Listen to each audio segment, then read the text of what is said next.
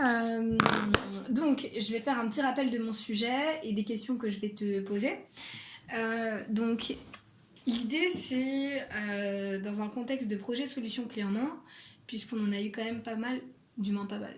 On a eu quelques-uns chez Infra, notamment pour le Vietnam, et j'ai travaillé dessus. Je me suis posé la question à savoir si on était réellement impliqué sur tout la phase projet. Donc sur la phase projet, mais aussi bien en amont, donc en phase offre. Lors de ce projet, nous n'avions pas été impliqués en phase offre. Sur un œil, hein. Ouais, c'était Colas qui avait chiffré. On avait été donc par conséquent sur certains équipements c'était un peu compliqué d'avoir le budget, de savoir si on était en dégrade, en saving, comment ça avait été fait, surtout que c'est un projet qui remonte à plus de 4 ans en arrière, donc c'était un peu compliqué. Qu'est-ce que tu appelles clé en main déjà? Pourquoi? Alors pour moi Parce que clé en main côté chez Alstom ça a ça, un sens particulier. Oui, bah c'est surtout du côté Alstom hein, que j'ai repris. Parce que pour moi Hanoï c'est pas complètement un clé en main. Oui, mais sur la partie sur laquelle nous on travaille ça a été du clé en main.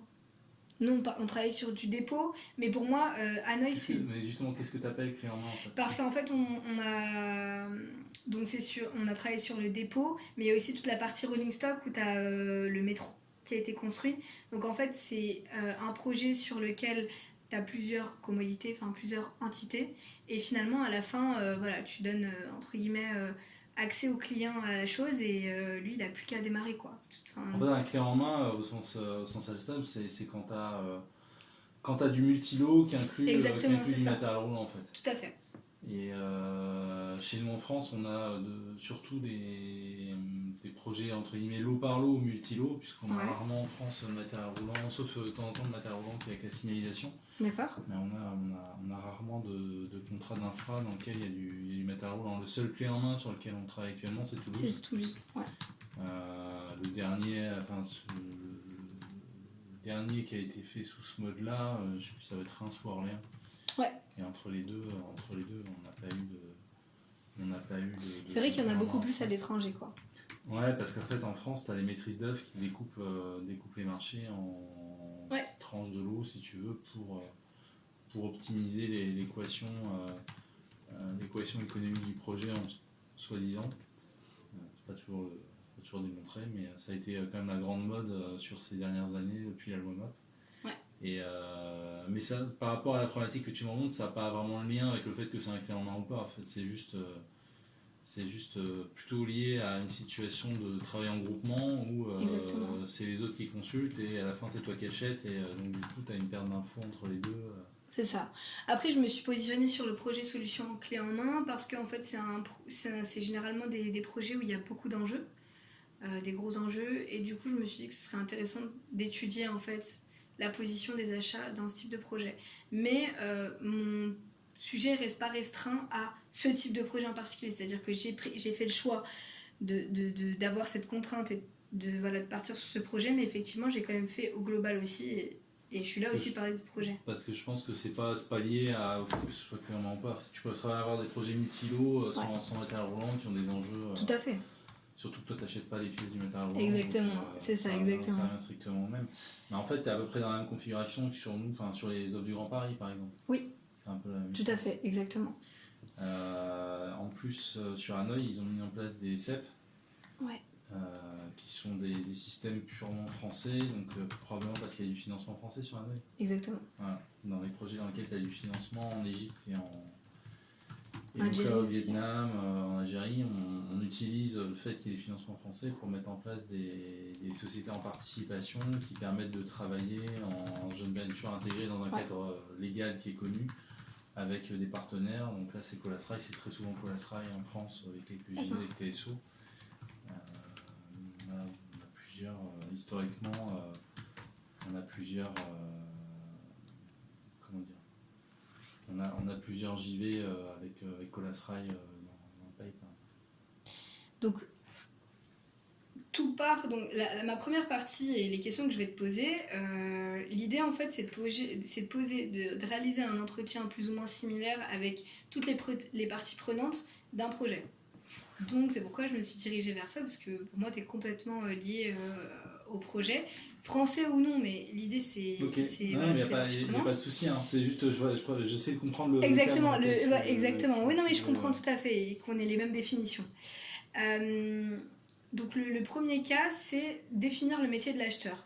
Pour toi, est-ce qu'il y a réellement un profil type l'acheteur projet, donc en termes d'expérience, de mission?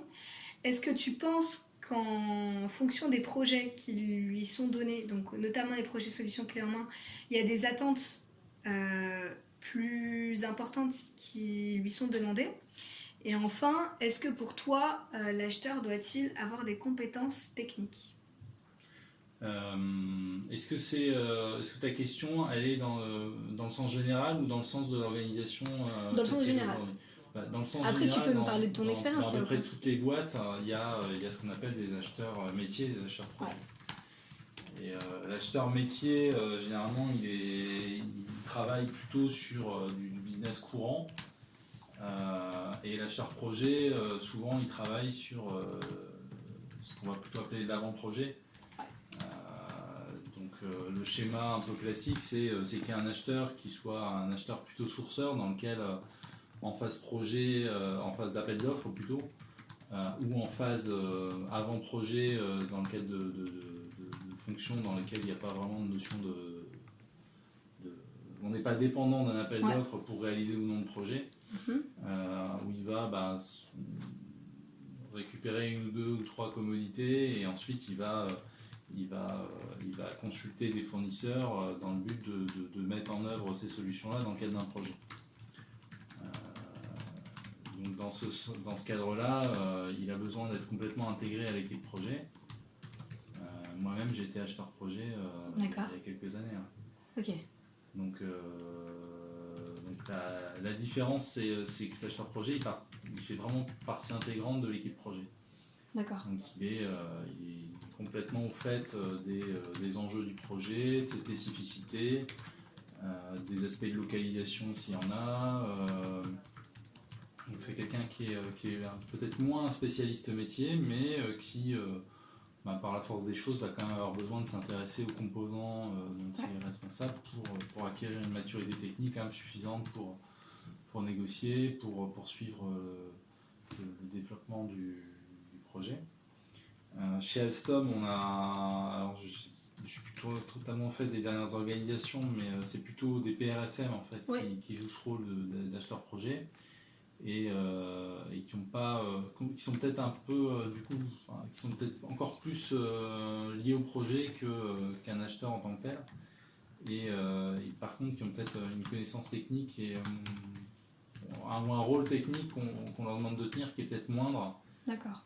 Puisqu'un acheteur projet, moi, ce que je connaissais d'un acheteur projet, c'est qu'il était plutôt spécialisé dans, je sais pas, 2-3 métiers, on va dire, alors qu'un PRSM, il va être attaché à un projet, il va être responsable de tous les métiers, donc il va être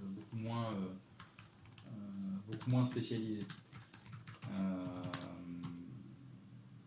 Après, je suis peut-être éloigné de ta question, mais... Non, pas du tout. C'est exactement ça. Est-ce que tu penses qu'en fait, dans le cadre d'un projet solution clé en main, les attentes de l'acheteur projet, les attentes, toi par exemple, si tu te mets, par exemple, demain tu es directeur achat, et tu as 3-4 projets solution clé en main qui arrivent, est-ce que tu vas attendre de l'acheteur projet des compétences supplémentaires?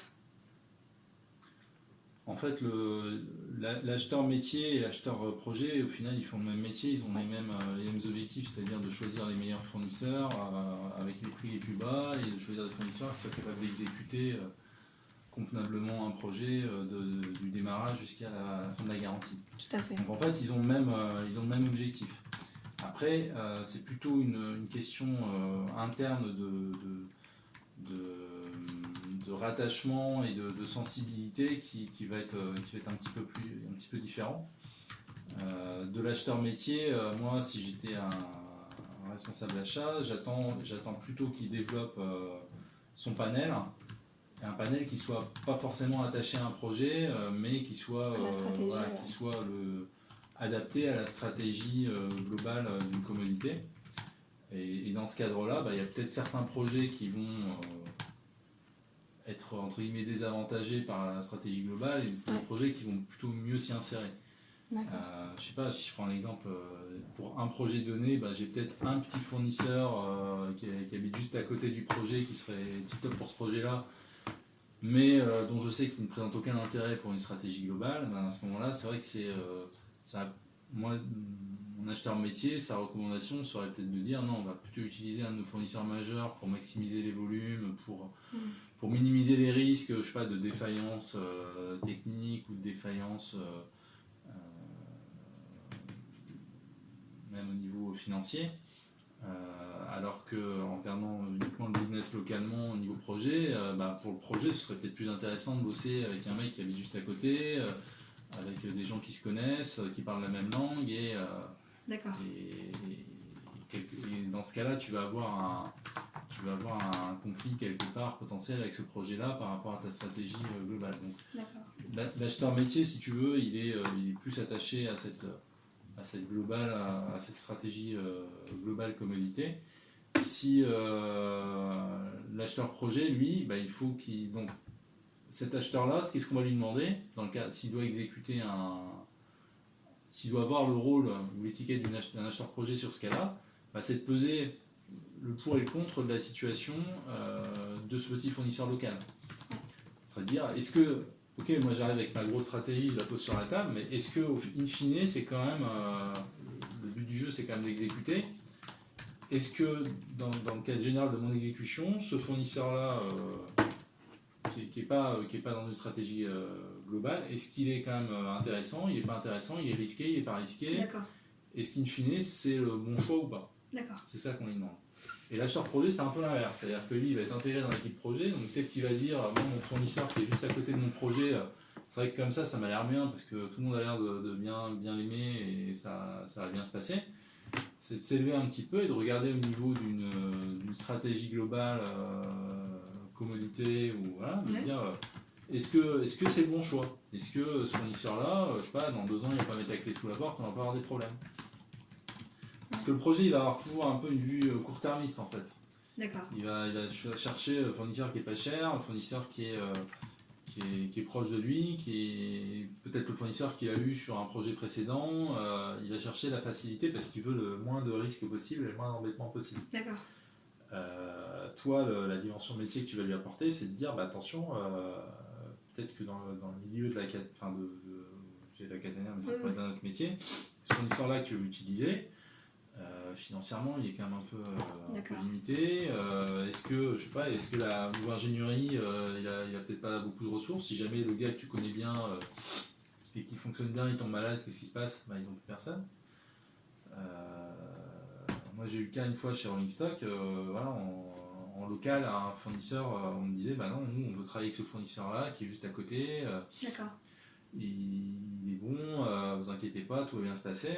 Je suis arrivé, le gars il parlait pas anglais, le bureau d'études c'était un mec qui était un prestataire. Je dis mais c'est bien votre truc, mais le gars là. Ça tient pas la route quoi. Moi mon ingénieur là qui design le truc il parle pas italien. Le fournisseur en question il a pas de bureau d'études, il utilise un prestat. Le jour où le prestat il se barre, il se passe quoi? On a personne. Pérennité du fournisseur, pareil, pas démontré. Et donc là, on rentre un peu en conflit entre la logique projet et la logique métier. De toute façon, elles sont faites pour se rejoindre uniquement dans un certain nombre de cas. C'est-à-dire qu'à partir du moment où tu fais une stratégie, tu essaies de rationaliser un panel, tu vas exclure de fait un certain nombre d'acteurs, tu vas réduire ton panel. Donc forcément, il y a certains acteurs qui sont plus adaptés à un marché qu'à un autre. Et le tout étant de trouver un équilibre pour pas non plus léser le projet qui est peut-être plus adapté aux fournisseurs que tu as écartés, mais qui dans une logique globale d'entreprise va se révéler plus important, plus approprié, on va dire. Selon toi, un acheteur, il doit forcément avoir des appétences techniques? En fait, j'ai peut-être la réponse dans la manière dont je gérais mes recrutements, c'est que je prenais quasiment que des ingénieurs. D'accord. La raison, c'est et j'ai un peu la même logique avec les chefs de projet. J'ai quelques profils, au final, c'est un peu le même métier. D'accord. Pour moi, l'acheteur, c'est un chef de projet. C'est le même métier. Ça s'appelle pas pareil, mais on toujours les mêmes compétences, c'est-à-dire c'est des profils dont on a besoin qui soient pas des experts techniques, mais qui soient capables d'avoir aussi une logique économique. C'est un peu des technico-économiques. Ouais.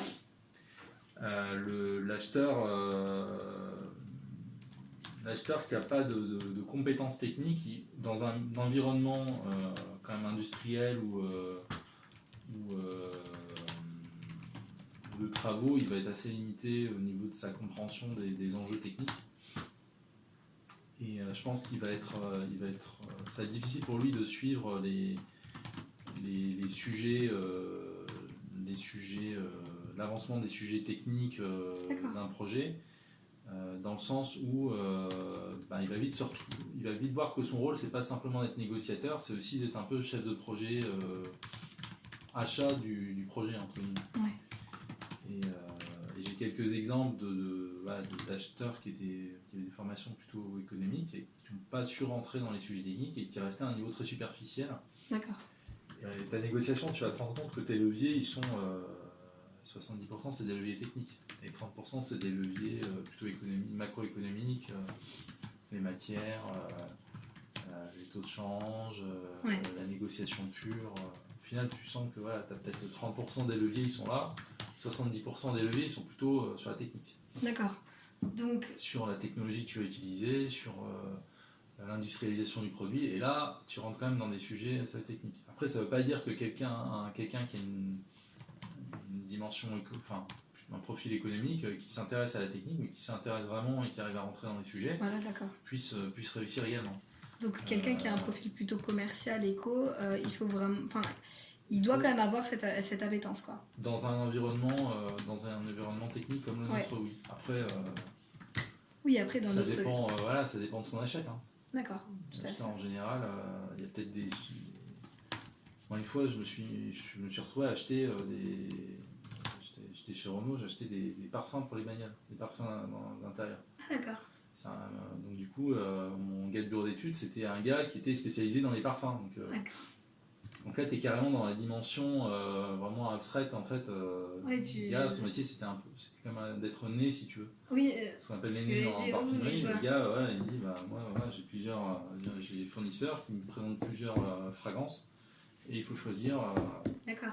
Et du coup, effectivement, le sens technique de la chose, tu t'en écartes un petit peu. Alors, je m'imagine que, moi, j'ai pas travaillé dans des environnements industriels, mais je m'imagine que dans certains métiers, tu n'as pas forcément besoin de compétences techniques pour être acheteur. Tu as besoin d'autres dimensions. Dans la grande industrie, tu es plutôt dans la logique de gros, on va dire, d'effets de masse, de grosses négociations, de centrales d'achat, ce genre de choses. Tu as peut-être moins besoin de compétences techniques pour ça dépend, t'en sortir. Donc ça dépend de ce que tu achètes au final. On va passer. Chef, il a acheté le chocolat. Il a acheté du chocolat, tu vois. Effectivement. Tous les chemins mènent à Rome, hein, mais... Mais c'est vrai que dans le domaine, en tout cas industriel, on a besoin quand même de quelqu'un qui ait cette compétence ou du moins cette appétence. C'est ça. On va passer à la deuxième partie qui reflète surtout l'implication, le rôle et la contribution des achats au sein du projet. Selon toi, à quelle phase du projet Solution Clé en main l'acheteur doit-il être impliqué? Donc est-ce que l'acheteur il doit être impliqué depuis la phase d'offre par exemple, ou même bien en amont de la phase d'offre? Et surtout dans quelle mesure l'acheteur il doit être impliqué en amont du projet, selon toi? Moi j'ai toujours le clé en main qui m'embête dans ta question parce que je pense que ça n'a rien à voir. D'accord, mais je t'écoute quand même. Mais je te réponds quand même. Vas-y. En fait l'acheteur, ça semble assez évident, mais il faut qu'il soit impliqué le plus tôt possible. Puisqu'en fait, donc là on prend le cas d'Alstom, donc Alstom répond à un appel d'offres, donc ça veut dire que par définition il a deux possibilités, soit il va gagner cet appel d'offres, soit il va le perdre. Dans les deux cas, la position de l'acheteur, il est important que l'acheteur soit intégré dès le départ. Donc, dans le cas d'un appel d'offres qu'on gagnerait, ou qu'on voudrait gagner, le but de l'acheteur, c'est de fournir au projet une solution technique et commerciale par rapport à la part achat du projet qu'on souhaite gagner. Ouais. Donc si j'ai la part achat dans un projet, aujourd'hui, elle est très importante. Alors en infra, c'est peut-être 50%, sur du MR, je sais plus, c'est peut-être 70%. D'accord. C'est énorme. Ça veut dire qu'en gros, si tu te plantes sur les achats, tu as perdu. D'accord. C'est à peu près sûr. Donc c'est extrêmement important que l'acheteur, entre guillemets, il donne pour la part achat définie, le bon prix, la bonne analyse des risques aussi. C'est important, l'analyse des risques est importante parce que tu peux dire, je sais pas, le scope d'achat ça représente 10,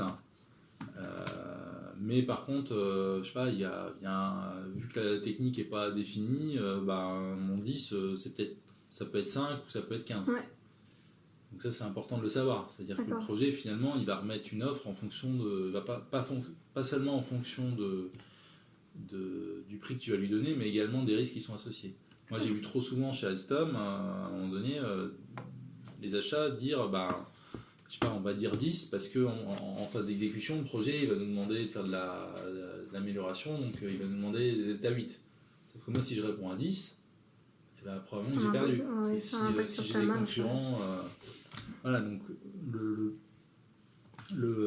la bonne réponse d'un acheteur en phase tender, c'est d'être capable de donner le bon prix par rapport à une définition technique qu'on lui a donnée et la bonne analyse de risque associée. C'est-à-dire, écoute, je te donne, je m'engage sur 8, mais par contre, sache que par rapport à ce 8, moi, je pense que soit il y a tel risque associé, soit il y a telles opportunités associées. Après, tu prends ou tu prends pas. Moi, mon engagement, c'est, tu m'as dit, c'est telle définition technique, donc je te réponds, c'est ça. Mais en parallèle de ça, je vais te dire ce qui va te permettre d'arriver à 6 ou ce qui risque de t'amener à 10. D'accord. Après, c'est toi, projet, qui doit, au niveau de ton analyse de risque global, de prendre ou pas prendre, ou d'en prendre une partie. D'accord. L'objectif, c'est pas d'être ceinture et bretelles, ou de se mettre trop à risque par rapport à un scope qu'on maîtrise pas. Donc après, c'est la dimension métier qui entre en jeu, de dire, moi, par rapport à ma connaissance du sujet, ou mon expertise technique, ou mon expertise vis-à-vis des fournisseurs, je vais être capable de m'engager sur un certain niveau et sur des conditions associées. Je sais pas, des conditions qui peuvent être levées par le projet. Tout à fait. Et aujourd'hui, comment t'expliquerais le fait que les achats ne soient pas impliqués tout le temps? Ou qu'ils ne soient pas impliqués en amont? Alors, il y a un problème de délai, qui est le premier problème pour répondre à une offre. Là, on parle de la phase offre, c'est le délai. C'est-à-dire que les clients... Nous, on est en bout de chaîne, si tu veux. C'est que le client, lui, il a envie d'avoir le plus de temps possible pour analyser les offres, et il nous en donne le moins possible. Donc c'est un peu un problème, on est un peu à la limite de l'exercice. Alors quand on travaille avec des maîtres d'œuvre, le maître d'œuvre il essaie de modérer un petit peu en expliquant au client que c'est pas non plus vertueux de laisser très peu de temps aux achats pour réagir, parce que plutôt aux entreprises pour réagir, parce qu'ils ne peuvent pas faire une offre de qualité.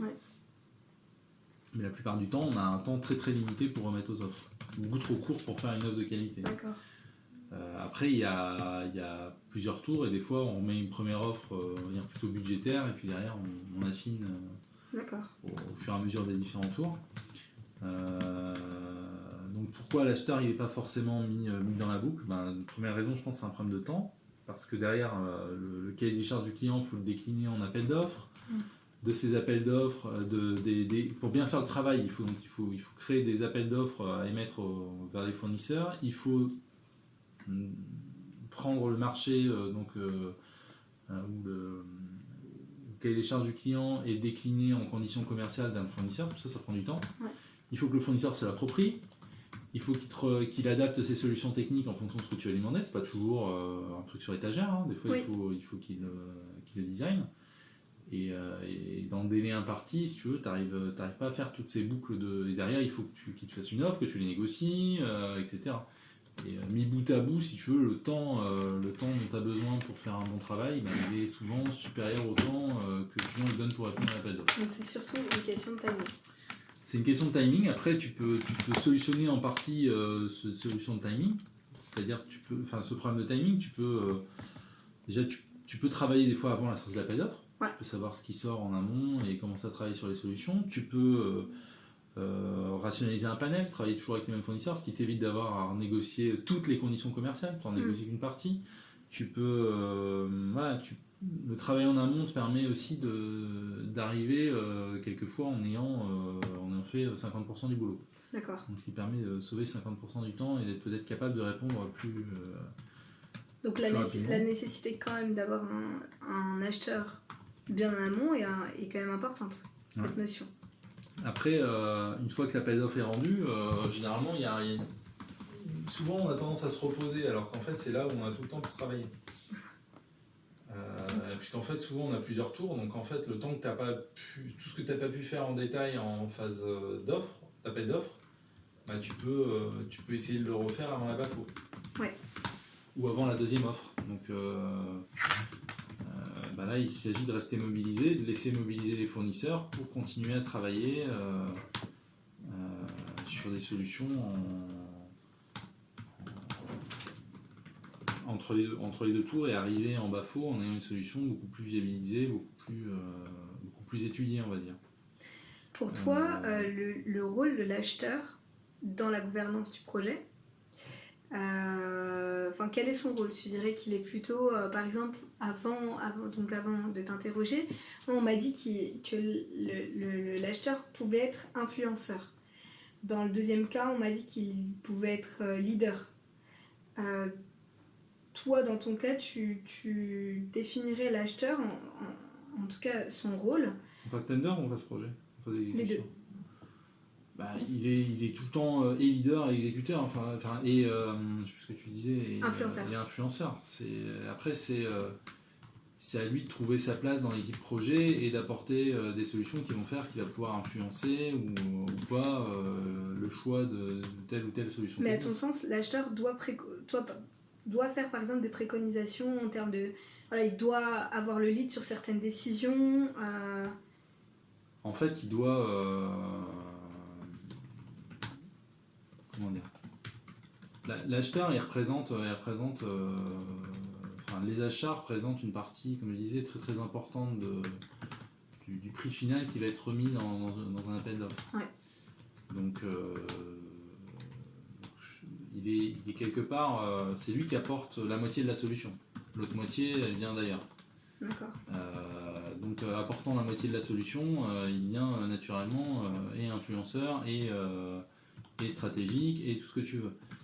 Maintenant, ce qui peut se passer, c'est que la solution qu'il apporte, elle ne convienne pas au projet. Ouais. C'est ça qui peut se passer. C'est-à-dire, le projet, comme je l'ai expliqué tout à l'heure, pas un peu caricatural, mais il aimerait bien travailler avec la petite boîte là, qui est juste à côté de lui. Toi, tu lui apportes une solution un peu mastodonte d'un fournisseur qui est peut-être plus solide, mais qui est peut-être un peu plus cher, ou avec lequel il n'est pas l'habitude de travailler, ou qui ne parle pas dans la même langue. Ouais. Des fois, c'est juste la langue. C'est juste l'ingénieur, il n'est pas à l'aise en anglais, toi tu lui apportes une solution globale d'un fournisseur qui parle anglais, ça lui plaît pas. D'accord. Et c'est peut-être juste cette barrière-là qu'il faut arriver à évaluer, j'en sais rien. Des fois, il y a aussi une difficulté souvent à mettre sur la table les vrais problèmes. Tu vois, le projet va avoir l'idée de partir avec un fournisseur, toi tu vas lui apporter une autre solution. Donc c'est là où tu dis pourquoi l'acheteur il décide pas in fine, parce que c'est pas lui qui va porter le QCD derrière. C'est pas lui qui va scoltiner. Au final, c'est pas lui qui va subir forcément toutes les conséquences du choix. Ou alors qui va subir les côtés positifs des conséquences, c'est-à-dire que toi tu vas peut-être avoir du saving, tu vas peut-être maximiser tes volumes chez un fournisseur. Par contre, tu n'auras pas les dommages collatéraux. Ouais. C'est pas toi qui tous les jours va travailler avec un fournisseur qui parle pas ta langue. Oui, les coûts cachés quoi, qui peuvent être... Alors, et les coûts et les paramètres non quantifiables, si tu veux. Et c'est là où, quelque part, il faut arriver à rationaliser. Le travail de l'acheteur, c'est aussi de rationaliser un peu toutes ces émotions et de dire, froidement, on analyse les plus et les moins, on regarde et économiquement et stratégiquement ce qu'apporte ce fournisseur-là, on se met tous autour de la table et on décide. Et moi, j'apporte, entre guillemets, mon expertise d'être capable de mettre tous ces sujets-là à plat et de faire un peu le bilan de ce truc-là Ouais. et de proposer un fournisseur qui, pour Alstom en général, représente la meilleure solution. D'accord. Ou en phase d'offre, puisqu'en phase d'offre on ne choisit pas toujours Oui. le fournisseur, d'apporter les garanties nécessaires pour que le choix que je préconise se réalise. Du pre-bid agreement, des études préliminaires, des accords cadres qui vont te permettre ensuite de sécuriser le fait que le fournisseur que tu mets en œuvre, qu'il soit adapté aussi, il puisse exécuter correctement le projet en question. D'accord. Donc en fait, tu peux pas faire une réponse simple. Oui, non, mais je comprends tout à fait. Après, en partie exécution, là c'est un petit peu différent, c'est-à-dire qu'il faut le travail de sourcing, faut qu'il soit fait de manière propre et coordonnée avec l'ensemble des parties prenantes du projet. Donc il faut l'acheteur, il va rentrer dans un modèle temporel très cadré. Où il va falloir que le temps réservé à la maturation des offres des fournisseurs, il rentre dans le cadre du projet. C'est-à-dire, si tu me fais gagner, je sais pas, 100 000 euros avec ta négociation, mais que tu m'as fait perdre 2 millions de pénalités parce que tu as pris ton temps, ça ne m'intéresse pas. D'accord. Ça, c'est la vision projet, entre guillemets. Ouais. Par contre, le projet, lui, il va considérer que le temps de négociation, c'est du temps invisible et c'est du temps perdu vis-à-vis de l'exécution, si tu veux. Okay. Donc quelque part, il faut trouver l'équilibre entre les deux. Donc c'est pour ça un bon chef de projet, il doit considérer dans ses jalons il faut un temps pour créer les cahiers des charges, il faut un temps pour les négocier. L'acheteur, lui, il faut qu'il comprenne aussi que tout ce qui peut se faire en amont et qui va gagner du temps dans la négociation phase projet, il faut que ce temps-là soit gagné. Ouais.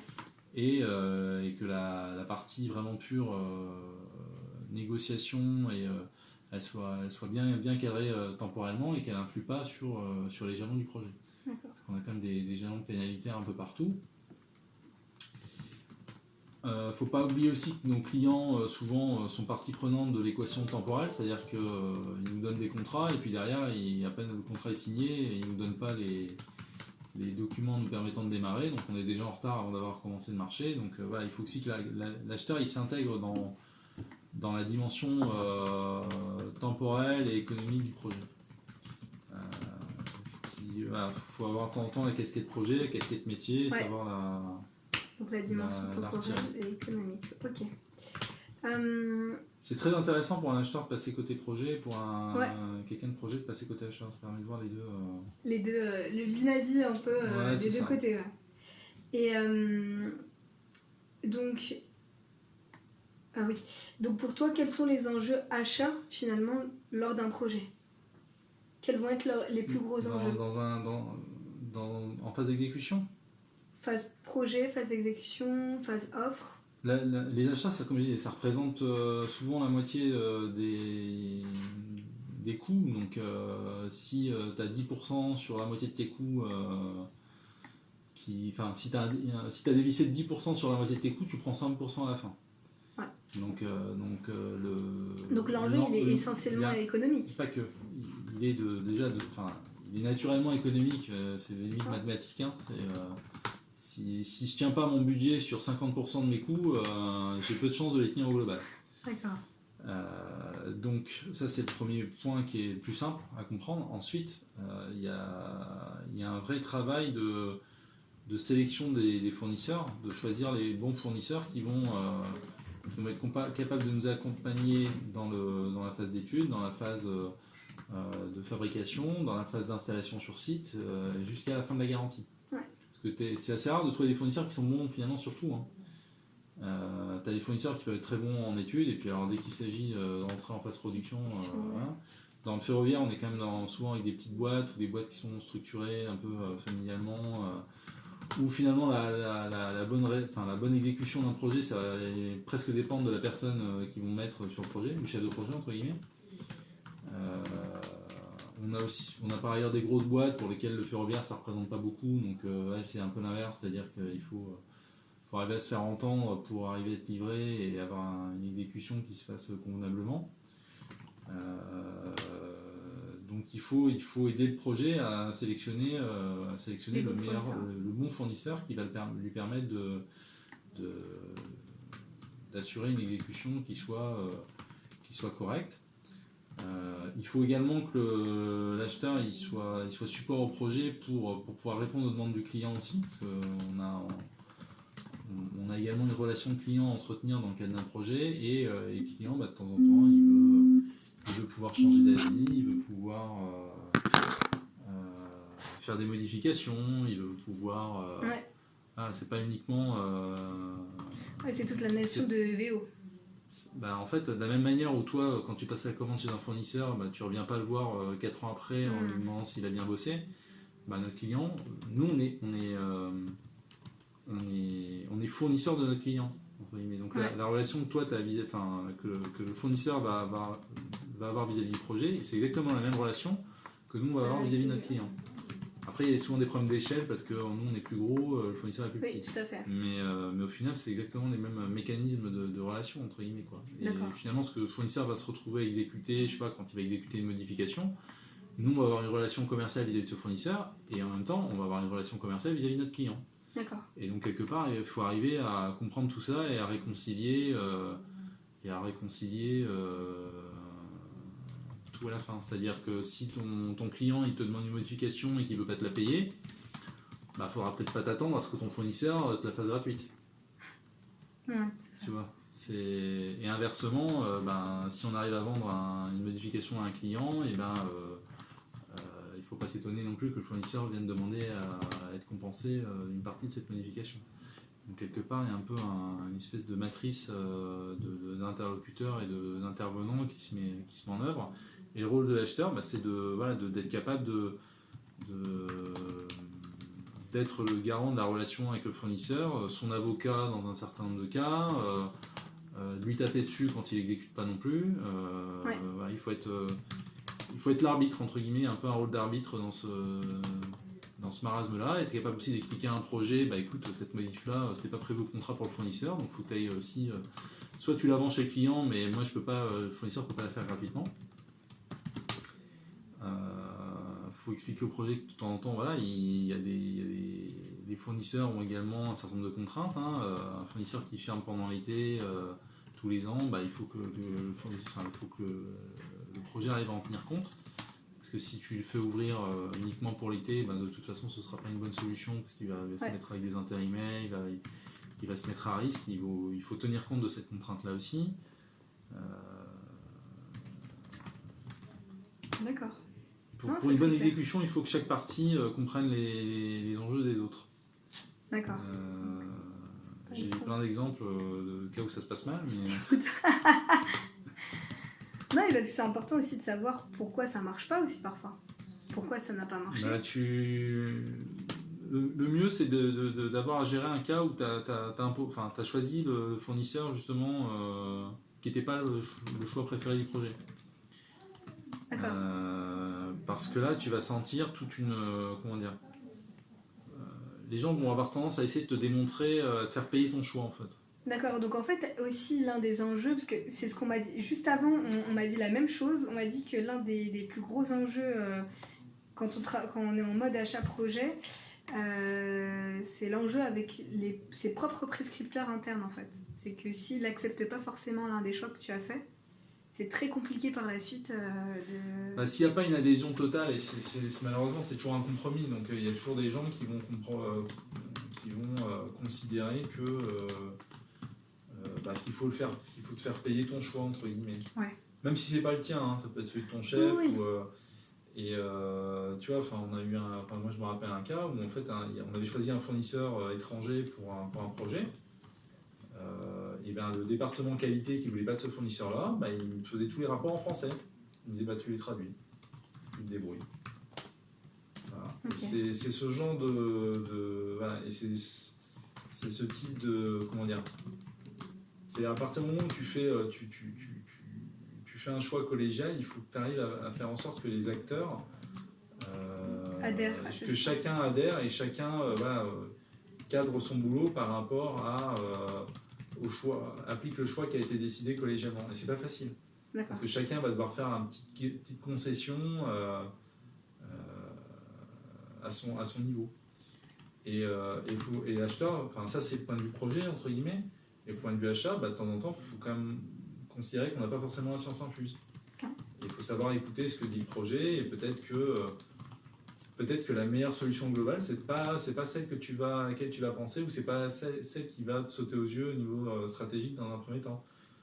Il y a des fournisseurs globaux, des fois, qui prennent les marchés parce qu'ils veulent régner partout, avoir du business partout, mais qui ne sont pas capables d'exécuter dans certains pays ou dans certaines conditions parce qu'ils n'ont pas de réseau local qui va bien, parce qu'ils n'ont pas des gens qui parlent la bonne langue, etc. Donc il faut faire en sorte que ton fournisseur global il soit capable de s'adapter en local. Et si ce n'est pas le cas, il faut peut-être soit en choisir un autre, soit choisir un fournisseur local. D'accord.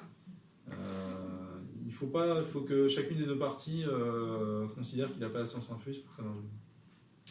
Très bien, je l'avais bien noté. Pour toi, quelle est la contribution en termes de valeur ajoutée du service achat ? La contribution, c'est d'avoir... donc en phase d'offre, comme je disais, la contribution, elle est extrêmement importante. C'est d'être capable d'être... Pour le périmètre achat qui représente très très important, de donner le chiffre et les solutions techniques qui permettent de gagner une offre. Solutions techniques. Donc ça veut dire forcément des solutions qui doivent être innovantes ou pas forcément ? Pas que, mais peut-être. C'est-à-dire si, j'en sais rien, si dans un appel d'offres il y a une innovation qui permet de faire gagner l'offre et que tous mes concurrents la proposent et que moi j'ai pas fait le travail d'identification de ces solutions en amont, je suis dindon de la farce. Donc ce que je comprends bien, c'est les axes d'amélioration que doit apporter aussi l'acheteur par exemple. En fait, il faut que l'acheteur il doit me permettre d'être en avance sur les solutions techniques que je vais proposer à mes clients, voire même hors appel d'offres. Un client, tu peux très bien aller le voir sur un sujet donné pour discuter d'un futur cahier des charges hors appel d'offres, de venir avec tes solutions, de dire voilà, telle solution, est-ce qu'elle est intéressante ou pas, est-ce que je pourrais la présenter dans un appel d'offres. Après, il faut que le cahier des charges il t'ouvre la possibilité d'y répondre. D'accord. Parce que des fois, les cahiers des charges sont restrictifs. Mais tout ce travail-là, il se fait en amont. Et ensuite, à partir du moment où le cahier des charges est émis, d'être capable, dans le cadre du cahier des charges, de remettre les meilleures solutions techniques avec les meilleurs prix. Et d'être capable de dire, de donner le prix et je dirais, les conditions associées l'engagement achat ça va pas être juste pour moi ça va pas être juste un chiffre, ça doit être de dire voilà, je suis par rapport à ce qu'il y a des charges là, moi je peux proposer telle solution avec tel fournisseur et à tel prix, mais sache que de mon analyse il y a tel risque et telles opportunités qui peuvent être associées à ce qu'il y a des charges. Après c'est le chef de projet ou le manager de dire ces possibilités là je les prends ou je les prends pas. D'accord. Tu vois, quand on avait fait le T10, il y avait un truc qui était intéressant, c'est-à-dire que le cahier des charges, il ne nous permettait pas d'ouvrir à notre solution Alstom, mais on avait identifié que la solution Alstom, elle permettait de diminuer les coûts. Et en audition, on a été voir le client, on lui a dit nous, par rapport au cahier des charges, c'est un petit peu restrictif. Nous, on a une solution qui est moins chère et qui présente tel et tel avantage. Ah ok, pas de problème, je vous ouvre le cahier des charges en offre 2, comme ça vous pouvez proposer votre solution. Okay. Et donc ça c'est un bon boulot d'avoir fait la démarche comme ça. C'est comme ça qu'il faut faire. Idéalement même le faire en phase avant la sortie de l'appel d'offres, mais c'est comme ça qu'il faut procéder. Et quelque part c'est ça qui va te permettre soit d'avoir un avantage sur la concurrence, soit de te recaler si tu es en décalage par rapport à un concurrent qui aurait une solution mieux adaptée. D'accord. J'ai fait un focus dans mon mémoire sur l'approche design to cost. Donc travailler avec les ingénieurs sur les plans pour revoir les plans d'un produit par exemple en particulier. Et donc ma question est la suivante, est-ce que pour toi l'approche design to cost ou redesign to cost tout simplement, elle permet de valoriser et de légitimer les achats ? Ta question elle sous-entend qu'il n'y a pas de légitimité au départ, c'est pas vrai. Mais en tout cas, est-ce qu'elle permet de mieux intégrer, on va dire, les équipes achats aux équipes tender. Donc là, c'est plutôt sur le design to cost que du redesign. Oui, design to cost. Le design to cost, donc le design to cost, c'est soit en phase amont avant la sortie d'un appel d'offres, soit en phase d'appel d'offres. Donc encore faut-il que le cahier des charges soit le plus ouvert possible pour pouvoir le réaliser. Ouais. Tu seras beaucoup plus libre avant la sortie de l'appel d'offres qu'après. Et dans ce cadre-là, il y a une approche qui est quand même vertueuse des deux côtés, c'est-à-dire de trouver la solution qui soit technique et économique. Donc disons que dans une approche design to cost, il y a une approche qui est positive des deux côtés, c'est pas les uns contre les autres. D'accord. L'ingénieur, il a tout intérêt, je dirais, à trouver la solution la plus techniquement la plus économique, sauf quand tu tombes sur des ingénieurs qui sont des machines à valeur ajoutée, quoi. Je sais pas comment dire, mais tu as aussi quelques ingénieurs qui aiment bien la technique, et qui n'aiment pas au simple. D'accord. Ça peut arriver aussi. D'accord. Mais effectivement, c'est une démarche qui est intéressante parce qu'elle est positive, elle est vue positivement de tous les côtés, c'est-à-dire côté projet, côté technique. Finalement, c'est plutôt on se met main dans la main et on essaie de trouver la solution qui soit économiquement la plus intéressante. C'est-à-dire on chasse les sujets qui n'ont pas de valeur ajoutée. Donc ça peut être une solution qui permet en tout cas C'est une démarche positive en fait. Voilà. Tu insères une démarche positive dans des sujets qui sont peut-être plus complexes ou plus conflictuels. C'est-à-dire que tu rationalises la démarche et tu dis bon, ok, on n'a pas les mêmes intérêts, ok, on voit les choses différemment, mais par contre, on est tous d'accord qu'il faut gagner l'offre, on est tous d'accord que pour gagner l'offre, il faut les solutions qui soient la plus techniquement robustes et la moins chère, donc allons-y ensemble. Après, les seuls que tu vas fâcher, ça peut être les gens du design, par exemple, parce que le design to cost, ils s'en foutent. D'accord. Ils veulent un truc qui répond. D'accord. Mais c'est une démarche qui réconcilie rapidement les ingénieurs et les acheteurs. Et le projet. Il est parti. On arrive à la fin, et donc là, c'est une question qui est liée à ton métier actuel. Donc, toi, tu te positionnes plutôt dans tout ce qui est bid management. Donc, l'idée, c'est pour toi, en quoi les achats projets impactent-ils le résultat de ton activité? Et comment mesurer la performance achat? Alors ça, en première partie de ta question, déjà moi je fais du bid et du projet actuellement. Ouais. Donc en bid, la performance achat, c'est un peu compliqué parce que quand le client il nous dit si on a été sélectionné ou pas, il ne va pas nous dire attention, c'est à cause des achats si tu as perdu, quoi. D'accord. Et quand on gagne, il ne va pas nous dire non, mais c'est parce que tu avais un bon montant d'achat que tu as gagné, parce qu'en fait il n'en sait rien.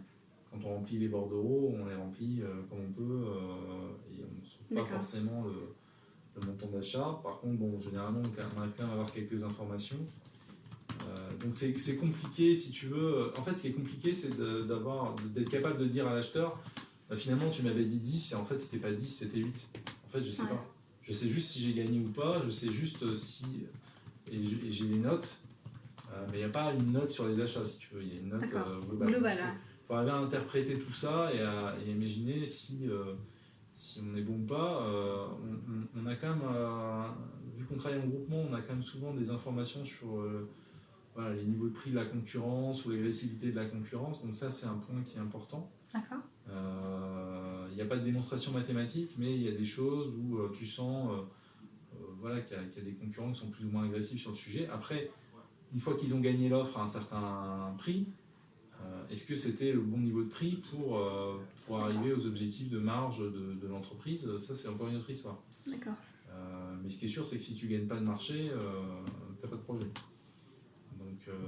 Donc le premier enjeu des achats, c'est de me permettre de gagner des offres. Et le deuxième enjeu, c'est une fois que l'offre est gagnée, de pouvoir tenir, voire améliorer mes budgets quand on est en phase d'exécution.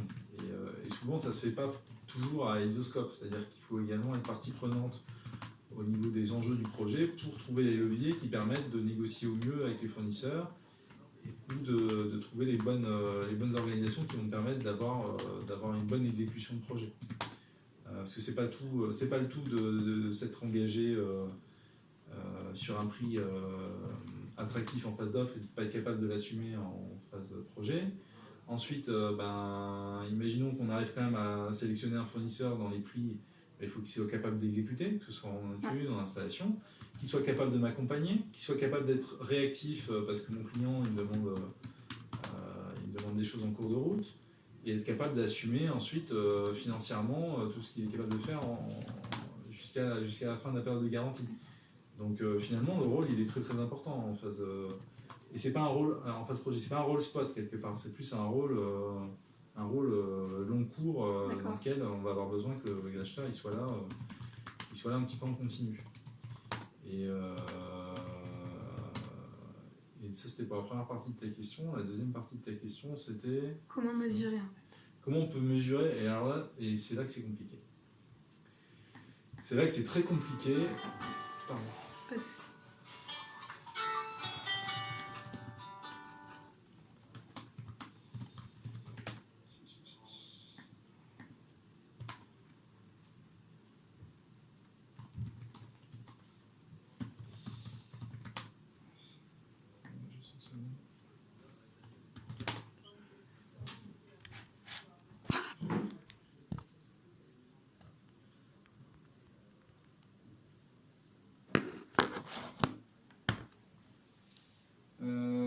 Ce que je te disais au niveau de la mesure. Alors, ouais, c'est ça, exactement. C'est un peu compliqué. En phase tender, on va remettre un commitment. Oui, un engagement. Moi, je dirais la difficulté qu'on va avoir par rapport à ce commitment, c'est il faut pas qu'il soit trop. Enfin, il faut pas que tu te gardes du gras parce que en fait, finalement, le bon niveau auquel on aurait dû répondre en phase d'offre, c'est plus ou moins le prix auquel tu vas passer ta commande en phase exé. Sauf que si tu remets exactement au prix, si tu passes ta commande exactement au prix sur lequel tu t'es engagé en phase tender, du coup, tu n'arrives pas à justifier que t'as bossé. Alors qu'en fait, si tu as bien bossé en phase tender, que tu as remis le bon prix, a fortiori, normalement, tu dois être capable de donner le bon prix. Et si tu te gardes du gras, tu peux me faire perdre une offre. Donc c'est compliqué. Donc la mesure achat, c'est très compliqué. Donc il faut trouver des mécanismes intelligents qui te permettent à la fois de mesurer le fait que tu as remis le bon prix en phase tender, parce que tu as joué le jeu et tu as pu faire gagner l'offre à l'entreprise. Il y a une époque pas si lointaine où je pense qu'il y a un certain nombre de... La stratégie, c'était aux achats de se mettre du gras en phase tender pour ensuite déclarer du saving en phase exé. Et les gens de projet ont toujours ça en tête.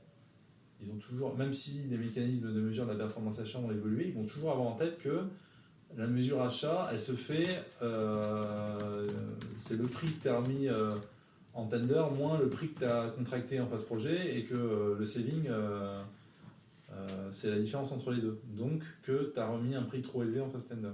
D'accord. C'est une vision qui est un peu négative, mais comment dire, qui est peut-être vrai aussi, dans certains cas. C'est un peu je pense que c'est pas non plus quelque chose de fantaisiste, c'est que ça a dû se faire comme ça.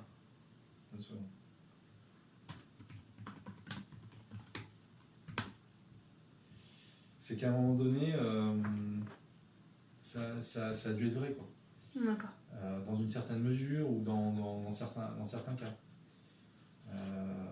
Et puis l'acheteur, à contrario, si jamais il s'engage sur 10 et que parce qu'il est un petit peu ambitieux et qu'il se retrouve à 12 en phase exé, il va se faire engueuler, il va dire « Attends, mais tu t'es engagé sur 10, c'est un scandale, t'es mauvais. » Et donc ça, c'est compliqué.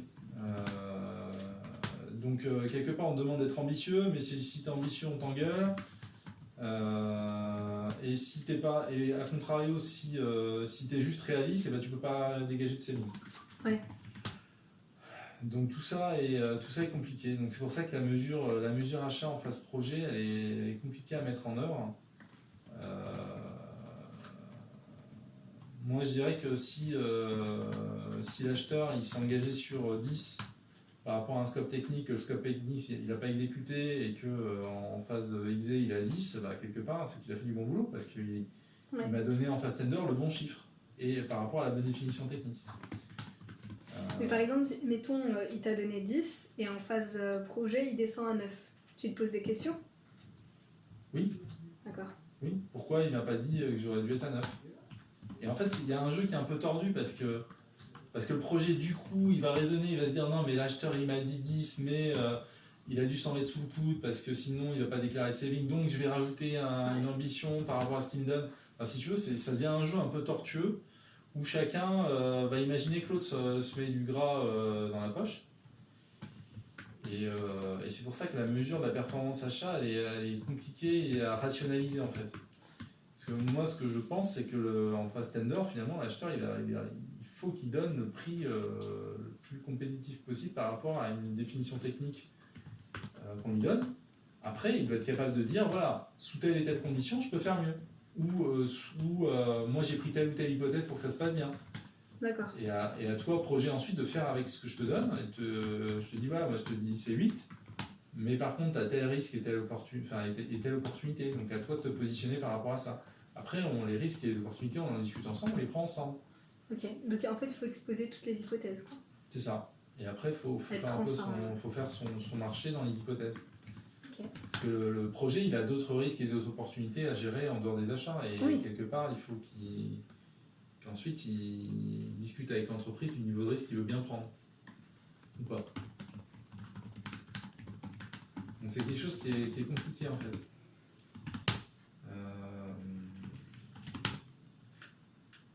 Je pense qu'on a fait le tour, c'est déjà bien assez.